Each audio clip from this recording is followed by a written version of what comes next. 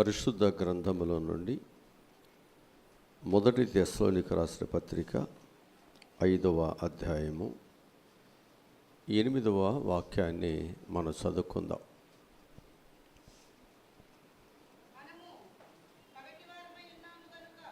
మనము పగటివారమై ఉన్నాము గనుక మత్తులమై ఉండక విశ్వాస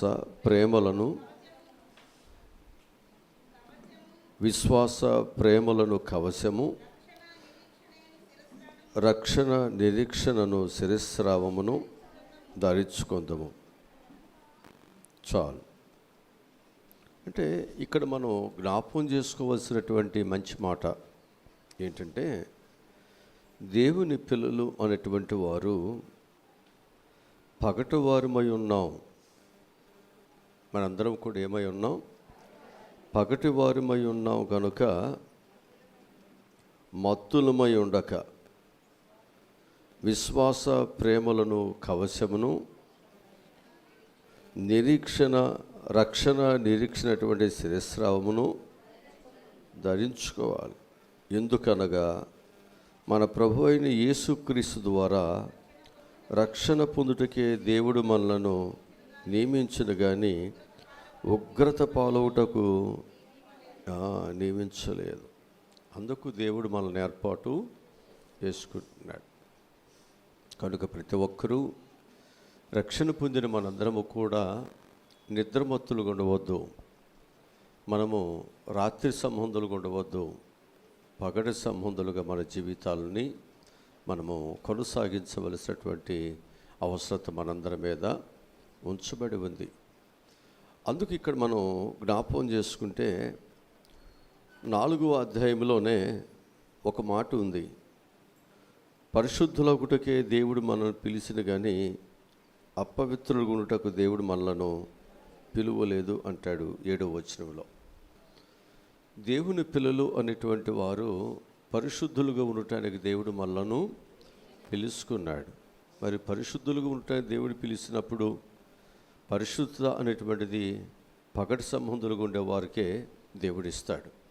రాత్రి సంబంధులుగా శరీర ఆశలు కోరికలతో ఉండే వారికి దేవుడు పరిశుద్ధులుగా ఉండేటువంటి అవకాశం వారికి ఇవ్వరు. కనుక మనము పరిశుద్ధులుగా ఉండటానికి దేవుడు మనలను పిలిచారు. తరువాత 4వ అధ్యాయంలోనే ఏమని చెబుతున్నారు అనేది మనం చూసినట్లయితే 3వ వచనంలో అంటున్నారు, మీరు పరిశుద్ధులగుటే అనగా మీరు జారత్వమునకు దూరముగా ఉండుటే దేవుని చిత్తము అని చెబుతున్నాడు. పరిశుద్ధులు అనేటువంటి వారు ఏం చేయాలంటే జారత్వమునకు దూరముగా ఉండాలి. ఈ పరిశుద్ధత కలిగినటువంటి వారిలో జారత్వము అనేటువంటి పాపము, శరీర ఆశలు అనేటువంటి పాపము ఒకవేళ మన జీవితాల్లో ఉన్నట్లయితే మనము పరిశుద్ధతలో లేము అనే విషయాన్ని మనం జ్ఞాపకం చేసుకోవాలి. ఈ పరిశుద్ధతలో ఒకవేళ మనం లేకపోతే మనము దేవుని పిల్లలుగా పరిశుద్ధులుగా అని చెప్పుకోవటానికి లేక పిలువబడటానికి అవకాశములు లేవు అని చెప్పి నేను మీకు ప్రభు పక్షముగా నేను మీకు జ్ఞాపకంలోనికి తీసుకొస్తూ ఉంటున్నా. ఆ తరువాత అంటున్నాడు, మీలో ప్రతివాడును దేవుని ఎరుగని అన్యజనుల వలె కామాభిలాష ఎందును కాక పరిశుద్ధత ఎందును తన ఘనత ఎందును తన ఘటములు ఎట్లు కాపాడుకోలేనో అది ఎరుగునుంటే దేవుని చిత్తమని చెప్పబడుతుంటుంది. అంటే మనం పరిశుద్ధులుగా మన యొక్క జీవితాలు ఉంచబడటానికి మనం ఎలా మనల్ని మనం కాపాడుకోవాలో అది తెలుసుకుని ఉండాలి. క్రైస్తవులుగా నువ్వు పరిశుద్ధులుగా జీవించటానికి ఎలా నీవు బ్రతకాలో అనేది నీకు తెలుసుకుంటే నువ్వు పరిశుద్ధులుగా తప్పకుండా బ్రతుకుతావు. నీ కుటుంబాన్ని ఆర్థిక పరిస్థితులలో ఇబ్బందులలో ఉన్నప్పుడు దాన్ని ఎలా తప్పించుకోవాలి, ఎలాగ నేను దాని నుండి బయటకు రావాలి నువ్వు తెలుసుకుంటే నువ్వు ఖచ్చితంగా నువ్వు పెందల కళ్ళు లేసి నువ్వు తప్పకుండా నువ్వు చేస్తావు, పనికి వెళ్తావు. అందరిలాగా ఇంటి దగ్గర కూర్చోవు, నాకేంట్లో అన్నట్లుగా ఉండవు. మన కుటుంబం కొరకు, మన బిడ్డల కొరకు, మన ఆర్థిక పరిస్థితి అభివృద్ధిలోకి వెళ్ళటానికి అందరి ఇళ్ళ దగ్గర ఉండా నువ్వేం చేస్తావు? పని కొరకు నీవు పెందల కాడనే లేచి ప్రాకులాడతావు. అట్లాగే ఒక పరిశుద్ధత కొరకు నువ్వు జీవించాలి అనుకున్నప్పుడు దేవుని దగ్గరికి వచ్చిన తరువాత నువ్వేం చేయాలి అంటే ఆ పరిశుద్ధతను పాడు చేసేటువంటి నీ శరీరాశలు కోరికలు ఏమైనప్పటికీ కూడా వాటిని మనం ఏం చేయాలి అంటే వాటి నుండి మన దూరముగా పారిపోవాల్సింది. అవి నీలో ఉన్నంత వరకు మనం పరిశుద్ధత కొరకు మనం జీవించలేము. నేను పరిశుద్ధుని అని చెప్పటానికి ఆ అర్హత హక్కు మనకు లేదు అని చెప్పేసి నేను మీకు ప్రభు పక్షముగా నేను మీకు జ్ఞాపకము చేస్తూ ఉంటున్నా. అలాగనే మన యొక్క జీవితాలు ఈ పరిశుద్ధులుగా ఉంచబడేటువంటి వారు ప్రాకులాడుతున్నటువంటి వారు ఎలా ఉండాలి అనేది మనం చూసినట్లయితే 12వ వచనంలో అన్నాడు, సహోదరులారా మీ ప్రేమ యందు మరి ఎక్కువగా అభివృద్ధి నొందుచుండవలెను, సంఘమునకు వెలుపటి వారి ఎడల మర్యాదగా నడుచుకోవాలి. అంటే ఇక్కడ మనం జ్ఞాపకం చేసుకోవాలంటే ఈ పరిశుద్ధత కలిగిన వారు ఎలా ఉంటారంటే వారు సంఘము యందు ఎలా ఉంటారన్నమాట, వారు అభివృద్ధిని ప్రేమ కలిగి ఉంటారు. అంటే వారు సంఘము యందు ప్రేమ కలిగి ఎక్కువగా అభివృద్ధి పొందటానికి సిద్ధపడతారు. నీవు నేను ఆ పరిశుద్ధత అనేటువంటిది దేవుని సంఘములో మనకు వస్తుంది కాబట్టి, సహవాసము ద్వారా వస్తుంది కాబట్టి, వాక్యము ద్వారా వస్తుంది కాబట్టి దానిని ఎక్కువగా మనము ప్రేమిస్తాం. దానిలో ఎక్కువగా మనం అభివృద్ధి చెందటానికి దేవుని సహవాసాన్ని, సంఘాన్ని, ప్రార్థనను మనం ఎక్కువగా గౌరవిస్తాం. అంటే మనకు దేని మీద ఎక్కువగా ప్రేమ ఉంటుందో దానిని ఎక్కువగా ప్రేమిస్తాం. అంటే దేని వలన మనకు లాభం ఉన్నదో దాన్ని ఎక్కువగా ప్రేమిస్తాం. దేని ద్వారా మన యొక్క జీవితాలు బాగుంటాయో దానిని ఎక్కువగా మనం గౌరవిస్తాం అన్నమాట. అట్లాగే నేను పరిశుద్ధులుగా ఉండటానికి దేవుడు మనం పిలిచినప్పుడు ఆ పరిశుద్ధత అనేటువంటిది దేవుని నుండి నాకు వస్తుంది అని మనం గ్రహించినప్పుడు మనం ఏం చేస్తామన్నమాట, ఆ పరిశుద్ధతని ఇచ్చేటువంటి దైవ సన్నిధిని, దైవ సహవాసాన్ని, దైవ వాక్యాన్ని మనం ఎక్కువగా ప్రేమిస్తాం. అలా ప్రేమించేటువంటి స్థలమునకు ఎప్పుడైనా మనం దూరంగా ఉండటానికి ఇష్టపడతామా? ప్రేమించే వారికి ఎవరికి దూరంగా ఉండం, ప్రేమించే ఏ భోజనానికి దూరంగా ఉండం, ప్రేమించేటువంటి సహవాసానికి కూడా మనం దూరంగా ఉండము. అందుకే దేవుని పిల్లలు అనేవారు ఏం చేయాలంటే ప్రేమ కలిగి ఉండాలి దేవుని పట్ల. ఆ తర్వాత అక్కడ చెప్తున్నటువంటి మాట ఏమిటంటే ఆ ప్రేమ అనేటువంటిది సంఘమునకు వెలుపలు కూడా ఉండాలి అని చెప్పాడు. ఎక్కడ ఉండాలి? సంఘమునకు వెలుపల వారి ఎడల మర్యాదగా మనం నడుచుకోవాలి. మీకేమీయో కొదువు లేకున్నట్లు మేము మీకు ఆజ్ఞాపించిన ప్రకారమును మీరు పరుల జోలికి పోక మీ సొంత కార్యములను జరుపుకొనుట యందును మీ చేతులతో పనిచేటి యందును ఆశ కలిగి ఉండవలనని మిమ్మలను హెచ్చరిక చేస్తున్నా. అంతే, మన పరుల జోలికి మనకెందుకు? మన పనులు మనం చేసుకోవాలి కానీ ఎదుటి వారి జోలు మనకెందుకు? ఇక్కడ మనం నేర్చుకోవాల్సింది ఏంటి అంటే మన పని మనం చేసుకునేవారుగా దేవుడు మనకు అప్పగించిన విశ్వాసతను, పరిశుద్ధతను మనం కాపాడుకునేటువంటి వారుగా మన ముందుకి సాగలే తప్ప ఎదుటి వారు ఎవరి విషయాల్లో మనకు అవసరత లేదు అనే విషయాన్ని ఇక్కడ జ్ఞాపకం చేస్తున్నాడు. అందుకని మనం పగటి సంబంధులుగా, పరిశుద్ధులుగా, రక్షణ పొందినటువంటి దేవుని పిల్లలుగా మనం దేవుని యొక్క బిడ్డలుగా మర్యాదగా నడుచుకుందాం. చీకటి సంబంధులు ఎలా ఉంటారు? చీకటి సంబంధులు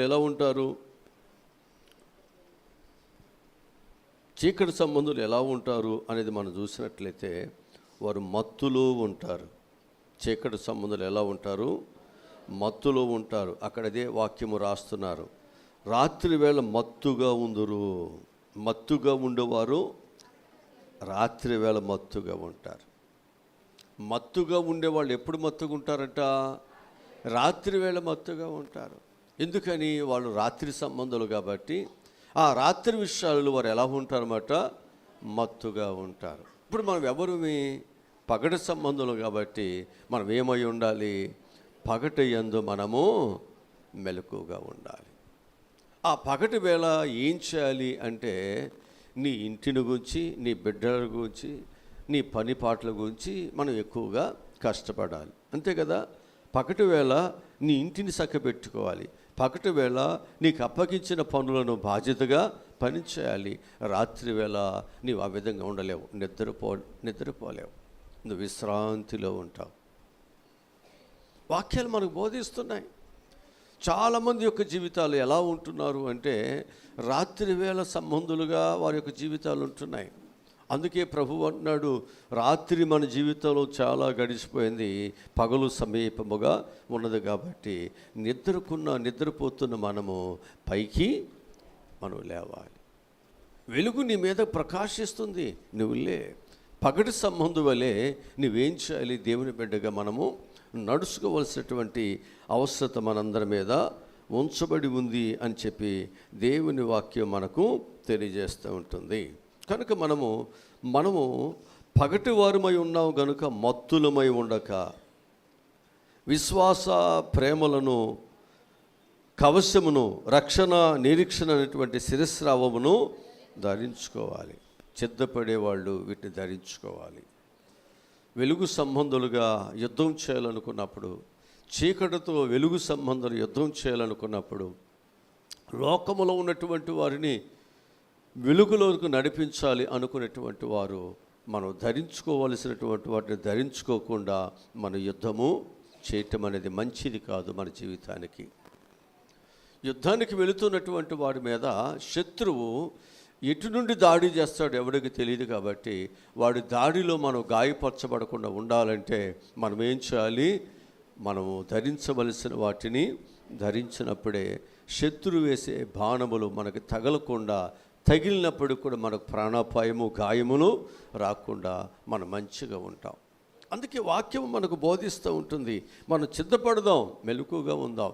ఏ విధంగా మనం మెలకుగా ఉండాలి అంటే, ఒకటి మనం ఎలా ఉండాలంటే పేతురు రాసిన 2వ పత్రిక 3వ అధ్యాయము 9వ వాక్యాన్ని చదువుదాం. పేతురు రాసినటువంటి 3వ పత్రిక 2వ పత్రిక 3వ అధ్యాయము 9వ వచనం చదువుదాం. కొందరు ఆలస్యమని ఎంచుకున్నట్లు ప్రభు తన వాగ్దానమును గూర్చి ఆలస్యము చేయవాడు కాడు, కానీ ఎవడును నశింపవలనని ఇచ్చయింపక అందరూ మారు మనసు పొందవలని కోరుసు మీ ఎడల దీర్ఘశాంతము గలవాడై ఉన్నాడు. కొందరు ఏమనుకుంటున్నారు? ఆలస్యమని ఎంచుకుంటున్నారు. కొందరు ఎలా ఉంటున్నారు? ఆలస్యమని ఎంచుకుంటున్నారు. మరి మనం అలా ఉండవచ్చా? ఉండకూడదు. ఎందుకని? మనకు వాక్యము తెలుసు, దైవ సన్నిధి తెలుసు, దేవునితో మనకున్నటువంటి సంబంధమును బట్టి దేవుడు ఎప్పుడు వస్తున్నాడో లేకపోతే ఎందుకు ఆలస్యం అవుతుందో అనే విషయం మనందరికీ తెలుసు. ఎవరికి తెలియదు? సంఘం వెలుపలున్న వారికి తెలియదు, రక్షణ మారు మనసు లేని వారికి తెలియదు, దేవుడు అంటే అనుభూతి లేని వారికి తెలియదు. వారు అనుకోవచ్చు ఆలస్యం అవుతుంది, ఇట్లాగే చెబుతారు, ప్రభు అనేవాడు రాడు, ఇలాగ రొటీన్గా జరిగిపోతూ ఉంటుంది అని చెప్పవచ్చు. కానీ ఎందుకు ఆలస్యం అవుతుందో వాక్యం చెప్తుంది. ఎందుకు ఆలస్యం అవుతుందో వాక్యం చెప్తుంది. అది మనం తెలుసుకుని మనం ఏం చేయాలంటే, అలా ఎవరైతే మన మీద ఫైట్ చేస్తున్నారో, ఎవరైతే ఒకవేళ ఆలస్యం అని చెప్పి నిర్లక్ష్యముగా చెద్దపడకుండా, రక్షణ పొందకుండా ఉంటున్నారో వారి విషయాలు మనం చెప్పాల్సింది ఏంటి అంటే, తన వాగ్దానం గురించి ఆలస్యం చేయవాడు కాడు, కానీ ఎవడును నశింపవలనని ఇచ్చయింపక అందరిలో మారు మనసు పొందవలని కోరుసు మీ ఎడల దీర్ఘశాంతము కలిగి ఉన్నాడు అంటాడు. అంటే ఇక్కడ దేవుడు ఏమై ఉన్నాడు అంటే, ఎవరూ నశించిపోవటం దేవునికి ఇష్టము కాదు. కాబట్టి అందుకు దేవుడు దీర్ఘశాంతము కలిగి, సహనము కలిగి, ఓర్పు కలిగి ఇంకా ఆలస్యం చేస్తున్నాడు. ఇప్పుడు పాస్టమ్ గారు ఆరాధన ఎప్పుడో మొదలు పెడితే మీరందరూ ఆరాధనలో పాలిభాగస్తులు కారని ఎరిగి ఏం చేస్తున్నారు? ఇంకా కొంత సమయాన్ని వేసి చూస్తున్నారు పాటలకు ఇస్తూ. అయినా మీరు రానప్పుడు ఏం చేస్తుంది? ఇంకా పాటలు పాడుతూనే ఉంటుందా? అట్లాగే దేవుడు కూడా ఏం చేస్తున్నాడు అంటే, ఒక్క పాపి నశించిపోవటం దేవునికి ఇష్టం కాదు. ఒకవేళ ప్రభు వచ్చేస్తే ఎంతమంది నశించిపోతారు? అది ప్రభు యొక్క ఉద్దేశము కాదు కదా. రక్షణ పొందిన వారు కూడా నశించిపోతారు కదా. ఎందుకని? వారు పరిశుద్ధతలో వారు ఇంకా స్థిరపరచబడలా. పరిశుద్ధతలో వారు సంపాదించుకోవటానికి వారు మనసుని ఇంకా త్రిప్పలేదు. వారు ఇంకా లోకములో ఉన్నారు, చీకటిలో ఉన్నారు, శరీర ఆశలో ఉన్నారు, ఇంకా లోక సంబంధమైనటువంటి పరిస్థితుల్లో వారు ఇంకా కోరికల్లో వెళ్ళిపోతున్నారు. ఇలా మనం జాగ్రత్తగా చూసుకుంటూ పోతే ప్రభువు అనేటువంటి వారు వచ్చినట్లయితే ఏమైపోతారు? తెలుసుకున్న వాళ్ళు నశించిపోతారు, అసలు రక్షణ పొందని వారు కూడా నశించిపోతారు. అందుకే దేవుడు ఏం చేస్తున్నాడంటే మన యెడల దీర్ఘశాంతము కలిగి సహనముతో ఆయన రాకడను ఆలస్యం చేస్తున్నాడు. ఇది తెలిసిన మనము దేవునిది కాదయ్యే తప్పు రక్షణ పొందకపోవటం, దేవుడిచ్చిన సమయంలో దేవుని సన్నిధికి రాకపోవటం మందే తప్పు. అందుకే దేవుడు ఆలస్యము చేస్తున్నాడని ఎరిగిన మనము, సత్యాన్ని తెలుసుకున్న మనము, సత్యమును తెలియక అపార్థం చేసుకున్నటువంటి వారితో మనం ఏం చేయాలి? చెప్పాలి, వారికి మనం చెప్పాలి. ఆ విధమైనటువంటి సిద్ధపాటుతో ప్రతి ఒక్క బిడ్డలు మనం సిద్ధపడాలి, అనేకులను సిద్ధపరచాలి. మనం సత్యమును తెలుసుకోవాలి. సత్యమును తెలియనటువంటి వారికి సత్యమును గుర్చిన సాక్షులుగా మనం నిలబడాలి. ఇది మన బాధ్యత, ఇది మన బాధ్యత. మనం చేయవలసిన పని ఎవరో చేస్తారంటే ఎట్లా? నువ్వు పని చేయకోకుండా ఈరోజు నాకు ఒక 1000 రూపాయలు వస్తాయంటాం కరెక్టేనా? కాదు. పని చేయండి, అప్పుడు ఆశించండి. దేవుని కొరకు సేవ చేయండి, దేవుడు చెప్పినటువంటి విషయాలను పట్టించుకోండి, దేవుని బిడ్డలుగా నడవండి. అప్పుడు నీకు ఏది కావాలో దేవుడు సహాయమును చేస్తాడు. అసలు పని ఏమీ లేకోకుండా నాకు 1000 రూపాయలు వస్తాయి, 2000 వస్తాయి, లేదా నాకు ఇన్ని వేలు వస్తాయి అనేటువంటిది మూర్ఖత్వం, అమాయకత్వం, తెలివి తక్కువతనం. పని చేసిన వాడు ఆశించడం కరెక్టు, పని చేయని వాడు ఆశించడం కరెక్ట్ ఏమీ కాదు కదా. ఇది మనం అర్థం చేసుకోవాలి. దేవుని పిల్లలు అనేటువంటి వారు ఆశించి పని చేయండి, ఆశించండి. ప్రభు దగ్గర కృప దొరుకుతుంది, ప్రభు దగ్గర స్వస్థత దొరుకుతుంది. ప్రభు నీ జీవితంలో ఉన్న నీ పాప దోషములను దేవుడు తీసేస్తాడని నీకు తెలిసినప్పుడు నువ్వేం చేయాలంటే ఆ వ్యక్తి దగ్గరికి మనం వచ్చి అడిగినప్పుడే ప్రతిఫలం అనేది మనకు వస్తుంది. అడగకుండా ప్రభు చేస్తాడు, ప్రభు చేస్తాడు, ప్రభు చేస్తాడు ఇంటి దగ్గర కూర్చుంటే జరుగుద్దా? జరగదు. ఇప్పుడు స్వస్థత అనేటువంటి జరుగుతుంది, స్వస్థత అనేటువంటి దొరుకుతుంది అని ఒకవేళ మనం అనుకుంటూ ఉంటే స్వస్థత అనేది రానే రాదు. స్వస్థపరిచే దేవుడి దగ్గరికి మనం రావాలి. ఆ స్వస్థత కొరకు దేవుని దగ్గర ఏం చేయాలి? కనిపెట్టుకుని ప్రార్థనలు మనం చేస్తే దేవుడు సహాయమును చేస్తాడు. అదే విషయం అని ఇక్కడ బైబిల్ చెప్తూ ఉంటుంది.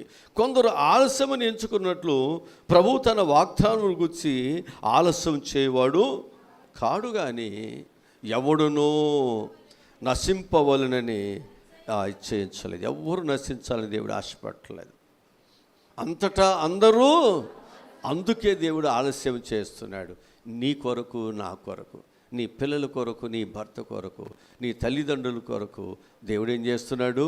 ఇంకా ఆలస్యము చేస్తున్నాడు. కనుక మనందరం ఏం చేయాలంటే ప్రభు ఆలస్యం చేయకుండా త్వరగా రావాలంటే మనందరం కూడా రక్షణ మార్గంలోనికి రావాలి. అనేకుల రక్షణ మార్గంలోనికి మనం నడిపించాలి. ఈ నడిపించవలసిన బాధ్యత ఎవరి మీద ఉందంటే మన మీద ఉంది. అందుకే అంటున్నాడు ప్రభు వస్తానన్నవాడు రాకుండా మానవాడు, ఆయన త్వరగా వస్తాడు. కాబట్టి మనం సిద్ధపడదాం, అనేకులను మెలకువగా మనం ఉంచుదాం. మనం మెలకువగా ఉండేటట్టు సిద్ధపడదాం, మన పరిశుద్ధత కలిగి ఉండేటట్టు సిద్ధపడదాం. మనం మారు మనసు పొంది ఆ మారు మనసును, ఆ రక్షణ అనుభవాన్ని చేతపుచ్చుకుని మనం సిద్ధపడదాం. అనేకులను కూడా మనం ఏం చేద్దామంటే ఆ అనుభూతిలోకి లేని వారిని ప్రభువులోనికి నడిపించుదాం. మనం పొందిన దీవెనలు, మనం పొందిన రక్షణ, మనం పొందిన దేవుని కృప అనేకులు పొందుకున్నట్లుగా మనం ప్రయాసపడదాం. ప్రయాసపడితే ప్రతిఫలాలు దేవుడు నీకు ఇస్తాడు. నమ్మకముగా దేవుని కొరకు నువ్వు జీవిస్తే దేవుడు మెండైన దీవెనలు దేవుడు ఇస్తాడు. అసలు దేవుని కొరకు ఏమీ పని చేయకోకుండా ప్రభువా నాకు అది ఇవ్వండి, ఇది ఇవ్వండి అంటే అది చాలా తప్పు, అది చాలా పొరపాటు అని చెప్పి నేను మీకు జ్ఞాపకం చేస్తున్నాను. ఇక రెండవదిగా మనం ఎలా సిద్ధపడాలి ప్రభువు రాకడలో అంటే, రెండవదిగా మనం ఎలా సిద్ధపడాలంటే 1 దశలోనికి రాసేటువంటి పత్రిక 5వ అధ్యాయము 3వ వాక్యంలో ఒక మాట వ్రాయబడింది. లోకులు నెమ్మదిగా ఉన్నది, భయమేమీ లేదని చెప్పుకొనుచుండగా గర్భిణీ స్త్రీకి ప్రసవేద వచ్చినట్లు వారి మీదకి అకస్మాత్తుగా నాశనము తటస్థించును గనుక వారు ఎంత మాత్రము తప్పించుకోలేరని చెప్పాలి. ఇక్కడ మనం చెప్పాల్సింది ఏంటంటే, లోకులు నెమ్మదిగా ఉన్నది, భయమేమీ లేదని చెప్పుకొనిస్తుండగా, మనం ఏం చెప్పాలి అంటే, అయ్యా నెమ్మదిగా ఉంది, భయమేమి లేదని మీరు అనుకొనిస్తున్నప్పుడు, గర్భిణీ స్త్రీకి ప్రసవేద వచ్చినట్లుగా వారి మీదకి ఆకస్మికముగా నాశనము అని చెప్పాలి. ఎవరైతే భయము లేకుండా నిబ్బరముగా ఇంటి దగ్గర కూర్చుంటున్నారో, రక్షణ మారు మనసు లేకుండా, దేవుని సన్నిధికి రాకుండా, ప్రార్థన లేకుండా, వాక్యము లేకుండా వారు ఎవరైతే వారు నిర్భయముగా జీవిస్తూ ఉన్నారో, వారు వయసు పొట్టు గాలికి ఎగిరిపోయినట్లు వయసు వెళ్ళిపోతుందా? ఎగిరిపోతుంది, వెళ్ళిపోతుంది. అయినా ధైర్యముగా, అయినా నిబ్బరముగా ఒకవేళ ఉన్నట్లయితే ప్రభు ఏమంటున్నాడు అంటే, గర్భిణీ స్త్రీకి అకస్మాత్తుగా ప్రసవ వేదన వచ్చినట్లుగా ఏం చేస్తాయంట, వచ్చినట్లుగా నాశనం అటువంటిది ఖచ్చితంగా వస్తుంది. అంతే, వచ్చేస్తుంది. నాశనం అది ఖచ్చితంగా వస్తుంది. అందుకు ఏం చేయాలంట గనుక మీరు ఎంత మాత్రమూ తప్పించుకోలేరయ్యా. నాశనం త్వరగా వస్తుంది. వస్తానన్నవాడు త్వరగా వచ్చేస్తానంటున్నాడు. అంతటా అందరూ మారు మనసు పొందాలి. మనమే కదా చెప్పాల్సింది, మనమే కదా వారిని దేవుని యొద్దకు నడిపించాల్సింది, మనమే కదా వెలుగు సంబంధాలుగా ఉన్న మనము చీకటిలో ఉన్న వారిని వెలుగులోనికి నడిపించవలసింది. గత రాత్రి చెప్పాను కదా, వారిని ఏం చేయాలంట, చీకటి సంబంధులుగా ఉన్న వారిని వెలుగులోనికి తీసుకురావాలి. ఇప్పుడు వెలుగులోనికి తీసుకురావాలంటే మనం ఏం చేయాలంటే, చీకటిలో ఉన్న వారిని వెలుగు యొద్దకు నడిపించే బాధ్యత ఎవరు తీసుకోవాలి? మనమే తీసుకోవాలి. మనం రక్షణ పొందుతాం. ఇక ఎవరిని పట్టించుకో. మన పని ఏంటో, మన పిల్లలేంటో, మన కుటుంబం ఏంటో, మన బాధ్యతలు ఏంటో, ఇక ఈ తప్ప ఎదుటివాడు ఏమైపోయినా నేను తలదించుకుని వెళ్ళిపోతున్నాను, నేను ఎవరికి హాని చేయట్లేదు, నా కష్టమేదో, నా బాధ ఏదో నేను పడుతున్నాను, నా ఎంత నీతిమంతుడు లేడు, భక్తి కలిగిన వాడు లేడు అనుకుంటే, అది నువ్వు దేవుని దృష్టిలో చేస్తున్న గొప్ప పాపము, గొప్ప నేరము. ఇదేంటండి, ఇది నేరం ఏంటి? నేరం అంటే ఎవరైనా కొడితేనో, తిడితేనో, ఎవరిదైనా దోసుకుంటేనో, ఏదైనా చేస్తేనో. ప్రభు అంటున్నాడు, ఆజ్ఞను అతిక్రమించటమే పాపము. అంటే దేవుడు చెప్పిన పని అది కూడా పాపమేగా. నువ్వు ఇంట్లో కూర్చుంటే ఎట్లా? ఇప్పుడు తలంత ఇచ్చిన వాడిని భూములు దాచిపెడితే ఏమన్నాడు? చెడ్డవాడు అన్నాడా, మంచివాడు అన్నాడా? నువ్వు చాలా జాగ్రత్త పడిపోయా, చాలా జాగ్రత్తగా దాచుకున్నావు, ముందు కాలం నెరిగి దాచుకున్నావు అని అన్నాడా? అన్నవాడు చెడ్డోడా అన్నాడా? దేవుడు తీసేసుకుని ఏం చేశాడు? ఇంకొకడికి ఇచ్చేశాడు. ఎందుకంటే నువ్వు ఉపయోగం లేదు, దీనివల్ల ఉపయోగం లేదు, దీనివల్ల సంతోషం ఏమీ లేదు. కనుక ఫలింపని ప్రతి చెట్టుని, అది దేవుని ఉద్దేశం. అది నువ్వు రక్షణ పొందింది ఫలించాలి ప్రభు కొరకు నమ్మకమైన వాడుగా పని చేయాలి. అనేక మంది నశించిపోతున్నారు, కోత విస్తారముగా ఉంది, పనివారు కొద్దుగా ఉన్నారు. వచ్చిన మనం పని చేయకోకుండా కాళ్ళ సందులో కూడా చూసి పాయి పెద్దగా ఉందని దడుచుకుంటే ఎట్టా?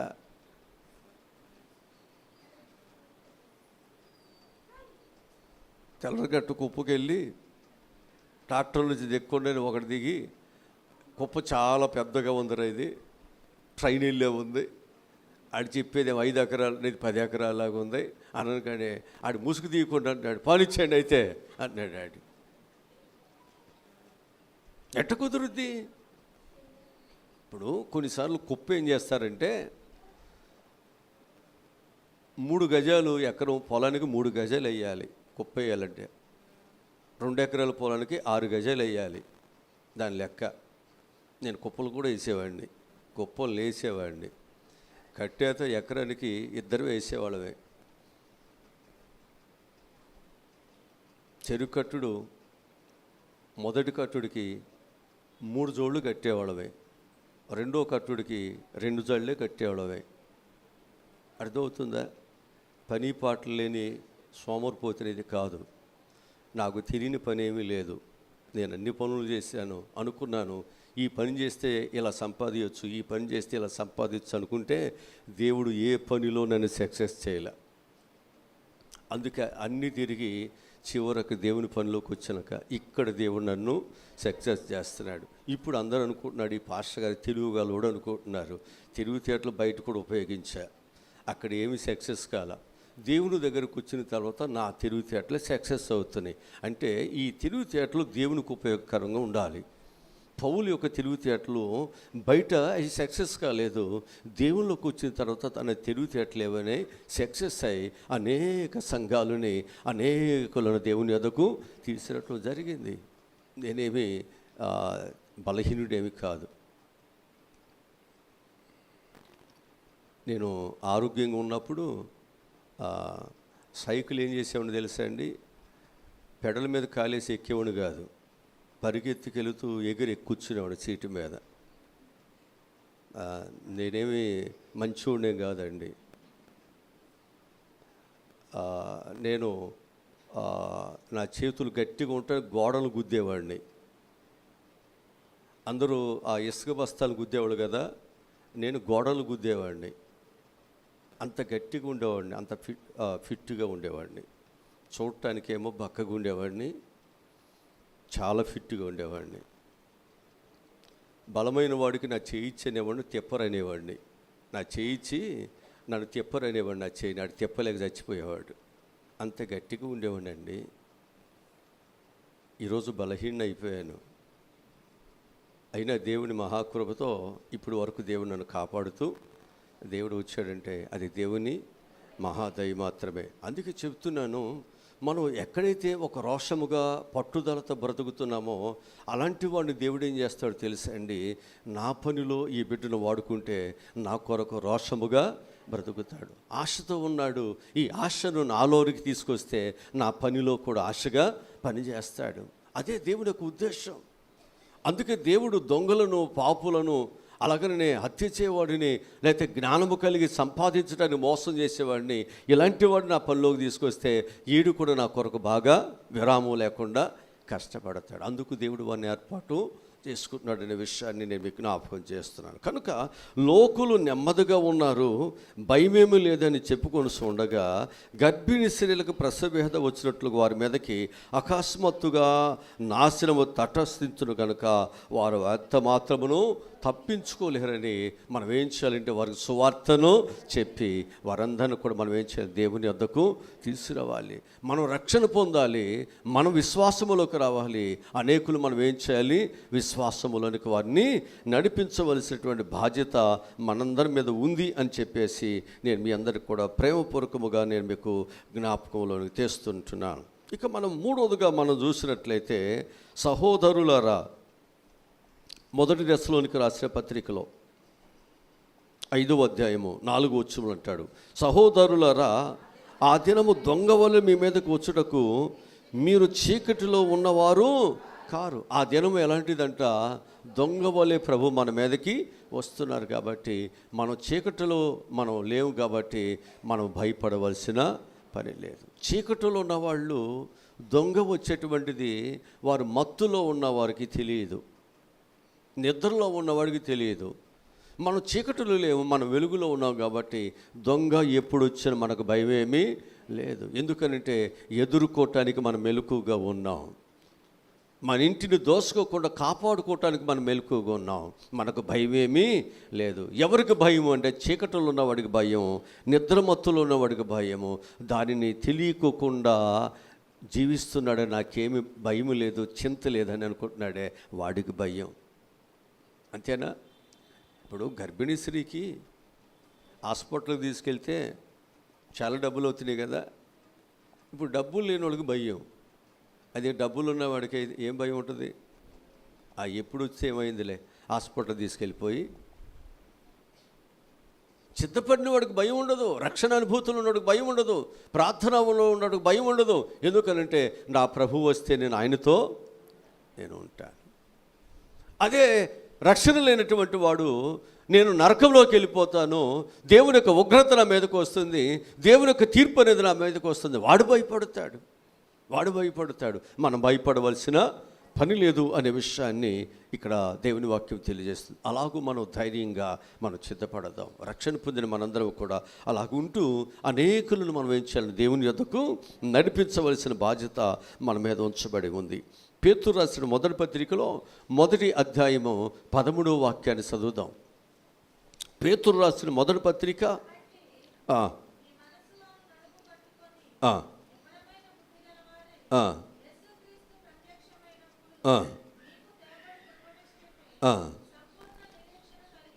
అది మనకు ఒక సంపూర్ణ ఏముండాలి, పనిచేసే ప్రతి ఒక్కరికి ఏముండాలి, సంపూర్ణ నిరీక్షణ. రక్షణ పొందాం, ప్రభుతో చక్కని సహవాసం చేస్తున్నాం, నమ్మకముగా మనం ఉంటున్నాం.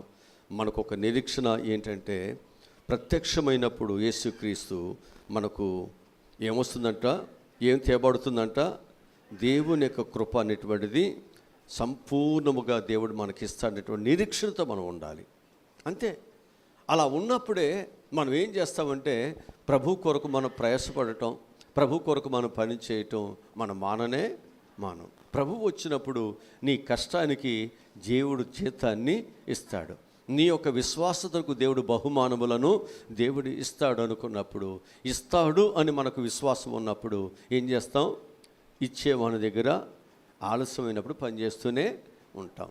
అదే అతడు ఎగ్గొడతాడు అనుకుందాం, మన పని చేయం. మనకు పని ఉన్నప్పటికీ పిలిచిన మనం ఏం చేస్తాం, పని లేకపోయినప్పటికీ నయ్యా ఈరోజు నాకు పని ఉందని నేను రాను అంటాం. ఎందుకని, అతడు ఇచ్చేటువంటి రకం కాదు. కానీ ఇప్పుడు మన ప్రభు అయినటువంటి యేసుక్రీస్తు వారు ఇచ్చేవాడా ఎగ్గొట్టేవాడా? ఇచ్చేవాడు. అడుగుడు మీకు, వెదుకుడు మీకు, తట్టుడు మీకు. ఆలస్యం అయితే అవ్వచ్చు, లాజరు బ్రతికించే విషయాల్లో లేకపోతే లాజరు స్వస్థపరిచే విషయాల్లో ఆలస్యం అయితే అవ్వచ్చు, కానీ దేవుడు మాత్రం ఏం చేస్తాడు, బాగు చేస్తాడటువంటి నిరీక్షణ మనకున్నప్పుడు మనం ఏం చేస్తామంటే ప్రభు కొరకు మనం ఎదురు చూస్తూ నమ్మకంగా ఉంటాం. ప్రభు నన్ను బాగు చేస్తాడు అనేటువంటి విశ్వాసం ఉంటే మన ప్రభు పాదాలు విడిచిపెట్టకుండా ఎన్ని సంవత్సరాలైనా దేవుని పాదాలు పట్టుకుని ప్రభు దగ్గరికి గడిపేస్తాం. అదే విషయం చెప్తున్నాడు.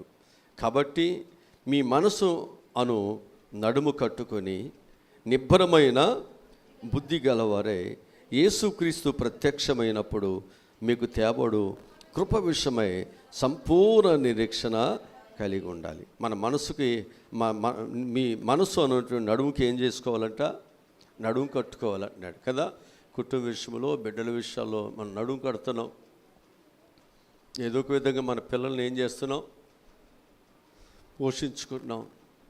ఎంతో కొంత చిన్నిళ్ళు పెద్దిళ్ళు ఏదో ఒకటి మనం కట్టుకుంటున్నాం. ఎంతో కొంత మన పిల్లలకి మనం ఏం చేస్తున్నాం, నడుము కట్టి కొంత సమకూర్చి మన పిల్లల సహాయమును చేస్తున్నాం. నడుము కట్టబట్టే కదా. నేనేం చేస్తాను, కాళ్ళు ముందుకు పాడేస్తే మనం ఏం చేయగలమా?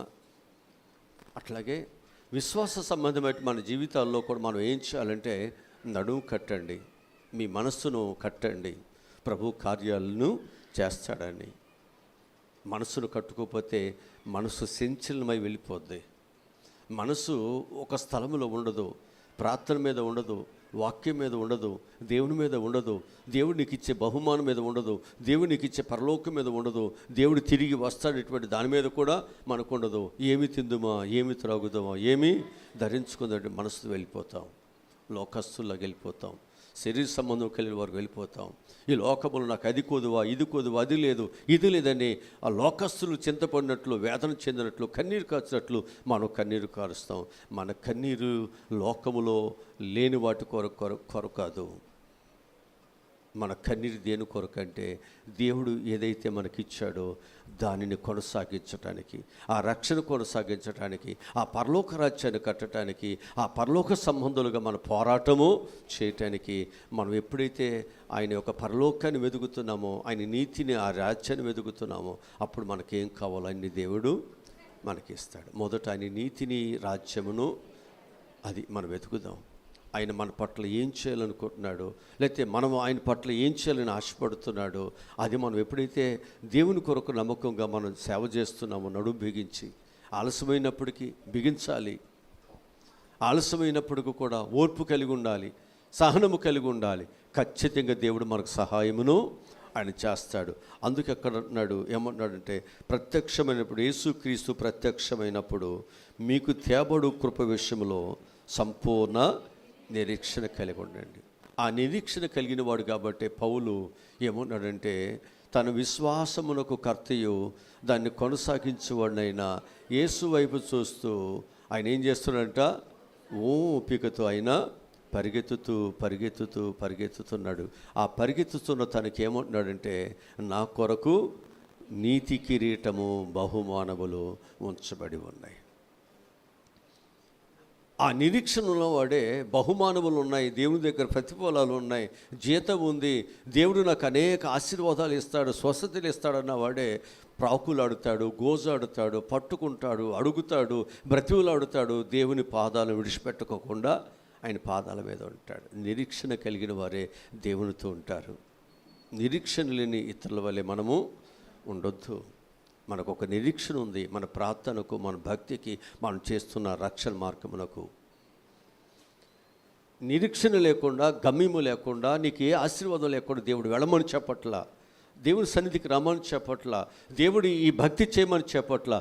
ఈ భక్తి చేస్తే దేవుడు నీకు గొప్ప సహాయమును చేస్తానని దేవుడు చెబుతున్నాడు. చేయండి. దేవుడు గొప్ప బహుమానములను మన కొరకు దేవుడు సిద్ధపరుస్తున్నాడు. ఆయన రాకడలో గొప్ప బహుమానం దేవుడు సిద్ధపరుస్తున్నాడు. వస్తానని చెప్పిన వాడు ఎందుకు ఆలస్యం చేస్తున్నాడు? కారణం ఏమిటి అంటే కారణం దేవుని దగ్గర లేదు, కానీ కారణం మన దగ్గరే ఉంది. మనం నశించిపోవటం దేవునికి ఇష్టము కాదు కనుక అందుకే ఆయన ఓర్పు కలిగి ఇంకా ఆయన ఆలస్యం చేస్తున్నాడు. మన కొరకే, నీ కొరకే. నువ్వు ఇంకా పరిపూర్ణతలోకి రాలా, ఇంకా రక్షణ అనుభూతిలోకి రాలా, ఇంకా నువ్వు దేవుని బిడ్డగా నీ మనస్సు నలగలేదు, నీ హృదయం నలగలేదు, నీ జీవితం నలగలేదు, నువ్వు ప్రభువులో ఇంకా నువ్వు పరిపక్వతలోకి రాలేదు అంటే మెచ్యూరిటీ అవ్వలేదు, ఇంకా పసిపిల్లవాడిలాగానే ఉన్నావు, ఇంకా నీకు మంచి మర్యాదలేమీ తెలియట్లా, నీకు అర్థం కావట్లేదు. అందుకే దేవుడు ఆలస్యము చేస్తున్నాడు. నీ క్షేమం కొరకు నువ్వు బాగుపడటానికి, నీ కుటుంబం బాగుపడటానికి. అంతే తప్ప దేవునిలో తప్పు ఉందని లోకస్తులు అనుకున్నట్లు నువ్వు అనుకోవద్దు, వాళ్ళు అనుకున్నట్లుగా నువ్వు అనుకోవద్దు. దేవుని ఎరిగిన వారుగా మనం ఆలస్యము కారణము మనం సరిగ్గా ఇంకా మనం దిద్దుకోలేదు, సరిగ్గా మనము నడవట్లేదు, సరిగ్గా దేవుని బిడ్డలుగా జీవించవలసిన జీవితాన్ని జీవించట్లేదని తెలుసుకుందాం. అప్పుడు మనసు మారి దేవుని బిడ్డలుగా నడుచుకున్నట్లయితే ప్రభువు తప్పకుండా దేవుడు మనకు సహాయమును చేస్తారు. చివరకు ఒక మాట చూపిస్తాను. మార్కు సువార్త 13వ అధ్యాయము 37వ వచనములు అంటున్నాడు, నేను మీతో చెప్పినది అందరితో కూడా నేను చెబుతున్నాను. ఈ వాక్యము ప్రభు మనతో చెప్పాడు, అలాగనే అందరితో కూడా దేవుడు చెబుతున్నాడు. కనుక ఏం చేయమంటున్నాడు? మెలకుగా ఉండండి. దేవుడు చెప్పిన మాటలు మనసులో పెట్టుకుని మెలకుగా ఉండండి. చెప్పిన దాన్ని విడిచిపెట్టి నిద్రపోవద్దు. మరలా తిరిగి యథావిధిగా నేను బతుకుతాను, యథావిధిగా నేను నడుస్తాను అని ఉండొద్దు. ఈరోజు దేవుడు నీతో మాట్లాడాడు అంటే సజీవుడైన దేవుడు, మాట ఇచ్చిన దేవుడు మాట తప్పేవాడు కాదు, మాటను నెరవేరుస్తాడు. ఆయన వస్తానన్నాడు, త్వరగా వచ్చేస్తాడు. వచ్చేలోగా మనందరం ఏం చేయాలి? చీకటిలో ఉండొద్దు. పగటి సంబంధుల వల్లే మనం ఏం చేయాలి? వెలుగులోనికి వచ్చేసి పగటి సంబంధులుగా దేవుని రాజ్యాన్ని కడదాం, దేవుని కొరకు ప్రయాసపడదాం, దేవుని కొరకు మనము నిత్యము ఏం చేద్దాం? దేవుని రాజ్యము కొరకు ఆశపడదాం, కట్టడానికి, అనేకులు దేవుని యొద్దకు నడిపించడానికి. అలాంటి కృపా జ్ఞానము దేవుడు మనందరికీ దేవుడు దయచేయునుగాక. ఆమేన్. తల్ల ఉంచండి, ప్రార్థన చేసుకుందాం. తల్ల ఉంచండి. మా ప్రభువా, రక్షకుడా, ఈరోజు చెప్పబడినటువంటి విలువైన మాటలు బట్టి నీకు వందనాలు ప్రభువా. మా యొక్క జీవితాలలో ప్రభు మేము ఎలాగూ సిద్ధపడి ఉండాలో ఈరోజు నేను వాక్యము ద్వారా మాకు నేర్పించారు. కనుక మేమందరం ప్రభువా నేర్చుకుని విడిచిపెట్టవద్దు. నేర్చుకున్న మాటలు నిర్లక్ష్యం చేయకూడదు. నేర్చుకున్న మాటలను బట్టి నడుచుకునేవారుగా, దిద్దుకునేవారుగా, సరి చేసుకునేవారుగా, ఆ మార్గములకు వచ్చేవారుగా ప్రభువా మేమందరం ఉన్నట్లు ప్రభు మాకు జ్ఞానమునివ్వండి, వాక్యం పట్ల మాకు ఆలోచన ఇవ్వండి, వాక్యం పట్ల మాకు భయమునివ్వండి.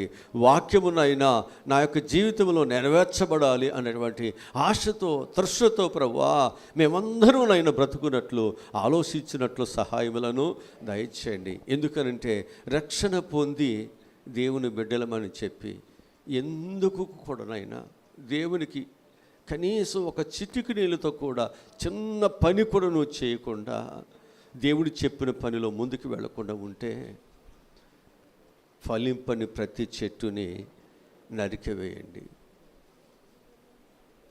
నువ్వు పని చేయాలి, సంఘమును ప్రేమించాలి, సంఘం వెలుపుల వారిని కూడా ప్రేమించాలి, అందరూ దైవ సన్నిధికి రావాలని ఆశతో ఉంటే సంఘము ఎప్పుడు సమృద్ధిగా ఉంటుంది. నీ కుటుంబం బాగుండాలని పనిచేస్తే నీ ఇల్లు ఎప్పుడు సమృద్ధిగా ఎలా ఉంటుందో, సంఘం బాగుండాలి, దైవజనులు బాగుండాలి. ఎప్పుడైతే ఆ ఆశ, ఆ విశ్వాసం నీలోకి వస్తుందో నువ్వు ఖచ్చితంగా ప్రేమ కలిగి దేవుని పనిచేస్తావు, ప్రేమ కలిగి పనిచేస్తావు. నీలో ఉన్న కఠిన మనసు ఏదైతే ఉందో దాన్ని తీసేసుకుంటావు, నీలో ఉన్న స్వార్థ మనసు ఏదైతే ఉందో అది తీసేసుకుంటావు. దేవుని బిడ్డలుగా మనస్సు మారి రూపాంతరం చెందుతావు.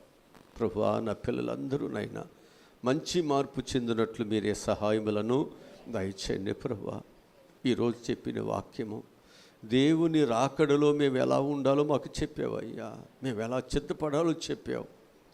కనుకనైనా ఆ విధంగా ప్రభు మా యొక్క జీవితాలు ఉంచుకున్నట్లు మీరు మాకు సహాయములను దయచేయమని యేసు నామములో ఈ మనవులు ఈ ప్రార్థనలు అడిగి పొందుకుని ఉన్నాము తండ్రి. ఆమేన్.